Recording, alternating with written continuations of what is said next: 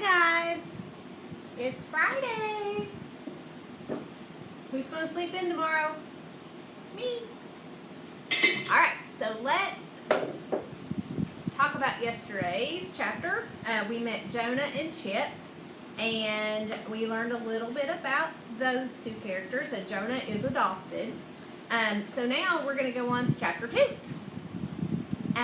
Hopefully you did okay on your questions yesterday.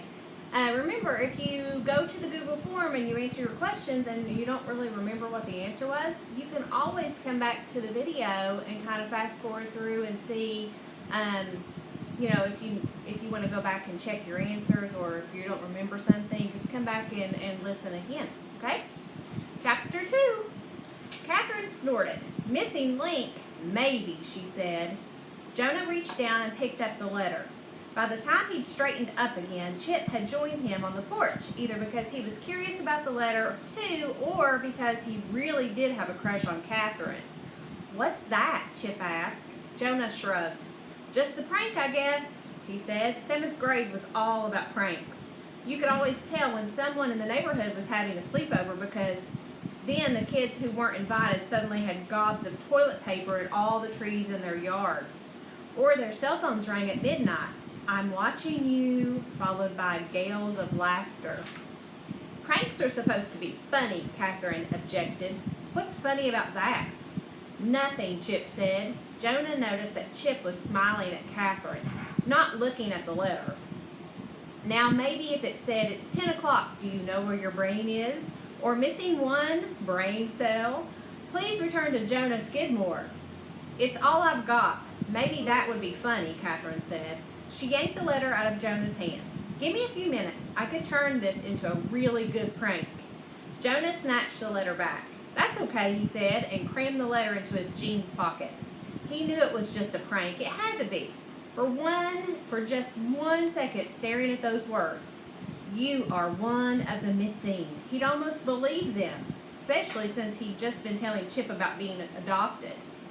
What if somebody really was missing him? He didn't know anything about his birth parents. All the adoption records had been sealed. He'd had such trouble understanding that when he was a little kid. He'd been a little obsessed with animals back then. So first he pictured elephant seals waddling on top of official-looking papers. Then, when his parents explained a little better, he pictured crates in locked rooms and the doors covered with Easter seals. He'd been a pretty strange little kid. In fact, his face burned a little at the memory. He'd even given a report in 2nd grade on all the different uses of the word seal, from Arctic ice seals to Navy seals to sealed adoption records. The report had included the line, "and so that's why it's interesting that I'm adopted, because it makes me unique." His parents had helped him with that one. Wait a minute. Tony McGillicuddy had been his 2nd grade teacher. Or, not teacher, 2nd grade class, and so had Jacob Haynes and Dustin Cravers. What if they remembered too? What if they'd sent this letter because of that? Jonah narrowed his eyes at Catherine, who took a step back at the intensity of his gaze. "You know what?" he said, glaring at her. "You're right. This isn't funny at all." He pulled the letter back out of his pocket and ripped it into shreds. He dropped the shreds into Catherine's hand. "Throw that away for me, okay?" Okay," she said, apparently too surprised to think of a smart-aleck comeback. "Want to come out and play basketball with us when you're done?" Chip asked as she started to close the door. Catherine tilted her head to the side, considering. Jonah figured she was adding up all the possibilities. 7th grader acting interested, plus a chance to tick off older brother, plus a chance to show off. For a girl, Catherine was pretty good at basketball. It seemed like a no-brainer to Jonah, but Catherine shook her head. "No thanks. I just did my nails," she said, and pulled the door all the way shut. Chip groaned. "She's your sister," he said. "Tell me, is she playing hard to get?" "Who knows?" Jonah said, but he was thinking about Catherine. By dinner time, Jonah had convinced himself that Tony McGillicuddy and Jacob Haynes and Dustin Cravers were a bunch of idiots, and he didn't really care what they did.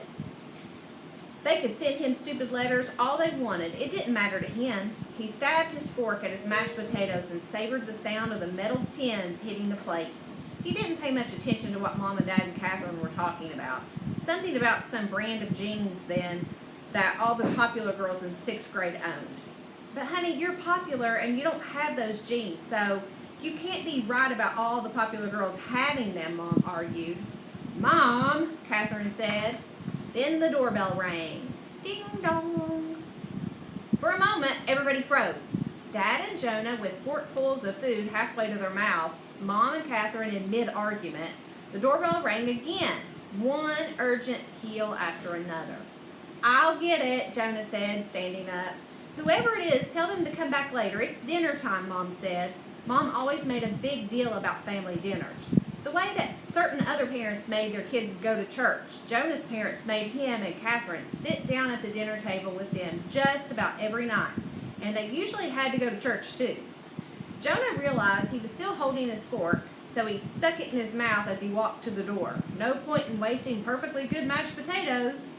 It didn't take him long to gulp them down, lick the fork one last time, and then transfer the fork to his other hand so he could grab the doorknob. But the doorbell rang 3 more times before he yanked the door back. It was Chip standing on the porch. At first, he didn't even seem to notice that the door was open. He was so focused on pounding his hand against the doorbell. Hey, Jonah said. Finally, Chip stopped hitting the doorbell. The chimes kept ringing behind Jonah for a few extra seconds. I've got to talk to you, Chip said. He was breathing hard like he'd run all the way from his house, 6 driveways down the street. He shoved his hands through his curly blonde hair, maybe trying to wipe away sweat, maybe trying to restore some order to the mess. It didn't help. The curls stuck out in all directions, and Chip kept darting his eyes around like he couldn't keep them trained on one thing for more than an instant. Okay, Jonah said.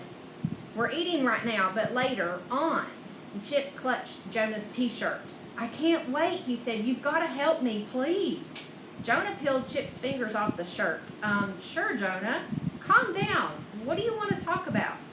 Chip's darting eyes took in the houses on either side of Jonah's. He peered down the long hallway to the kitchen where he could probably just see the edge of the dinner table. Not here, Chip said, lowering his voice. We've got to talk privately, somewhere where no one will hear us. Jonah glanced back over his shoulder. He could see the perfectly crisp fried chicken leg lying on his plate beside his half-eaten mashed potatoes. He could see Catherine peering curiously around the corner at him. All right, Jonah said. Wait here for just a second. So he went back to the table. Mom, Dad, may I be excused? He asked.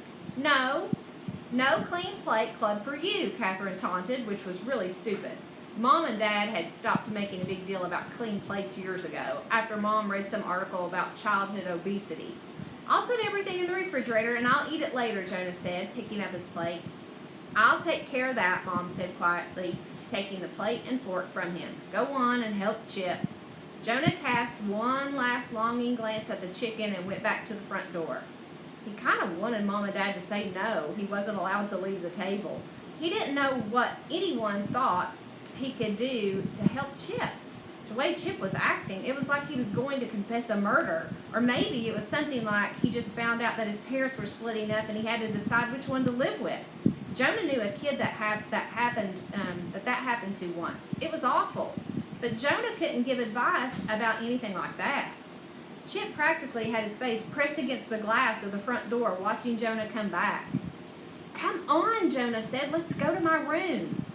This was strange, too. Chip had never been in Jonah's room before. They would play basketball in the driveway and maybe come into the kitchen for a drink of water, but not let's go hang out in my room kind of friends. Jonah held the front door open for Chip, and then Chip followed him up the stairs. Chip didn't even glance around when they got to Jonah's room, which was good. Maybe he wouldn't notice that along his sports posters, Jonah still had one up from 3rd grade that showed a Lego roller coaster. Jonah shut the door and sat down on the bed. Chip sank into the desk chair. I got one too, Chip said. He was clutching his face now, almost like that kid in the Home Alone movie. One what? Jonah asked. One of those letters about being missing. Chip pulled out a piece of paper out of his pocket. Jonah could tell that Chip had already folded and unfolded it many times. The creases were beginning to fray. Chip unfolded it once more, and Jonah could see it was just like the letter he'd gotten. 6 typewritten words on an otherwise blank sheet of paper. You are one of the missing. Chip, it's a prank, Jonah said. A joke that's not even funny. But he was thinking, Chip wasn't in that 2nd grade class with Dustin and Jacob and Tony. He's not adopted. I don't think so. So this is really stupid. Jonah leaned back against the wall, more relaxed than he'd been in hours. It's nothing, he told Chip. Yeah, that's what I thought, Chip said. You know what the worst thing is? I was even kind of happy when I pulled this out of the mailbox. Like, hey, I'm not just the new kid anymore. Someone's actually noticed me enough to try to play a prank on me. A stupid prank, but still. And Jonah shrugged. So stay happy, he said. Congratulations, you got a prank letter. Chip bolted forward, his face suddenly hard. No, he said. No, because I see. Then I went inside. And my dad was standing there, and I was like, look, Dad, I got this prank letter. And then I'm telling him all about it, about how you got the same letter, and you just told me about being adopted, and I could tell you were kind of mad about this letter. I thought it might be because you're sensitive about the whole adoption thing. No, I'm not, Jonah said. Chip ignored him. And you ripped up the letter and threw the pieces in your sister's face. I did not in her face. Chip kept talking as if Jonah hadn't said a word. And I'm just going on and on about how obviously the letter had nothing to do with you being adopted. Because I got the same letter and I'm not adopted, and I don't know what I was thinking. Because then I said, right, Dad, I'm not adopted, am I, Dad? And then my dad said, Chip's mouth kept moving, but no sound came out. It was like he'd run out of words, or at least run out of words he wanted to say. Jonah froze, sitting very precisely in the center of his bed. What did your dad say? He asked very carefully. Chip was staring straight ahead and his eyes vacant. Are you adopted? Jonah whispered. Wordlessly, Chip nodded. Ooh, so chapter 2 is over. So now we know not only is Jonah adopted, but Chip's dad just informed him that he's adopted. So this is getting interesting. All right, so chapter 3 will be on Monday. So check your Google form. We'll do a couple questions like we did the last couple days. You guys have a great weekend. See you later.